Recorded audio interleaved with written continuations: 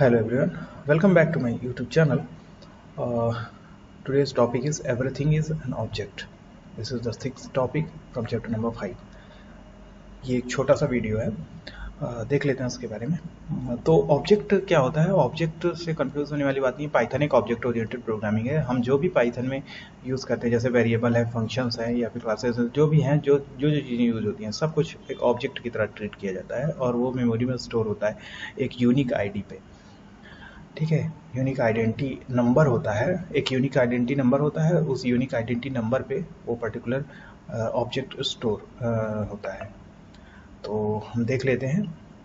यहाँ पे मैं आपको दिखाऊंगा। ये एक हमने क्रिएट किया है, जैसे कि सपोज एक वेरिएबल हमने क्रिएट किया वेर नाम से। Var is equal to 5, variable name.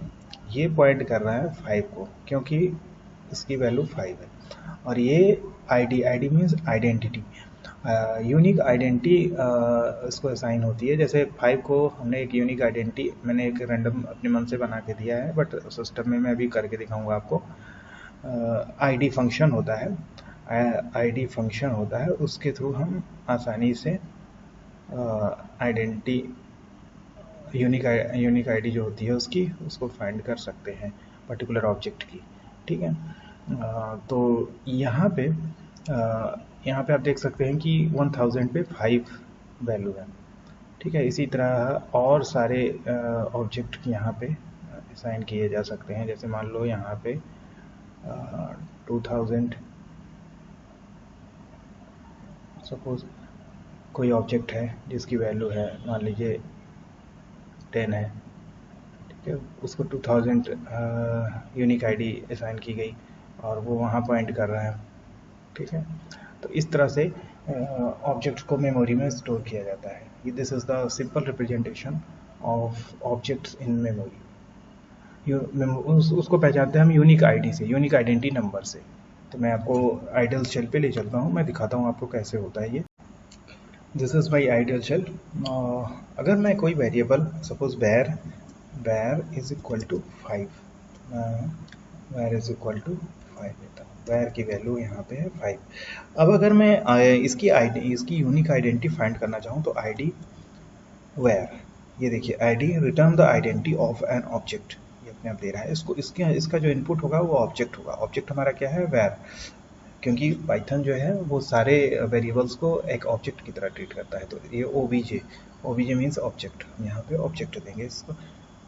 इसका जो वो ऑब्जेक्ट नेम पास करेंगे, इसकी आइडेंटिटी दे देगा। देखिए, ये आइडेंटिटी है। हमने वहाँ पे 1000 दिया था, बट यहाँ पे इतनी लंबी आइडेंटिटी एक्चुअल में होती है, वो हमने डमी एक दिखाने के लिए, समझाने के लिए दिया था। अब अगर मैं एक और वेरिएबल क्रिएट करूँ, जैसे suppose var one is equal to 10।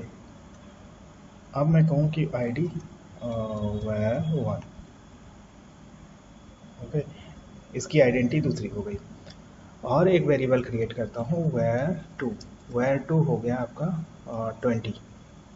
इसकी आईडी सपोज मैं अगर करूँ यहाँ पे वेर 2, इसकी भी आईडी दूसरी हो गई। बट अगर हम सबकी वैल्यू सेम कर दें, जैसे सपोज मैं यहाँ पे करता हूँ वेर 3 एक वेरिएबल क्रिएट करता हूँ। तो अगर इसको कर दूँ वेर 3 की वैल्यू कर दूँ मैं 10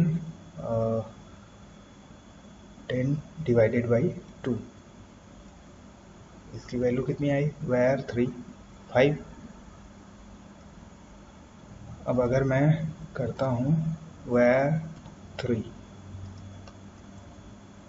तो इसकी वैल्यू डिफरेंट आ गई, क्योंकि ये एक फ्लोट है, 5.0 है। अगर मैं इंटीजर डिवीज़न करता हूँ, एक मिनट, मैं इंटीजर डिवीज़न करता हूँ, हाँ, अगर मैं इंटीजर डिवीज़न करता हूँ तो यहाँ पे इसकी वैल्यू जो होगी वो वेर 3 5 हो जाएगी। अब मैं सेम अभी आईडी वेर 3 करता हूँ। देखो सेम यहाँ पे जो वेर की यूनिक आइडेंटिटी थी वही सेम वेर 3 की यूनिक आइडेंटिटी है।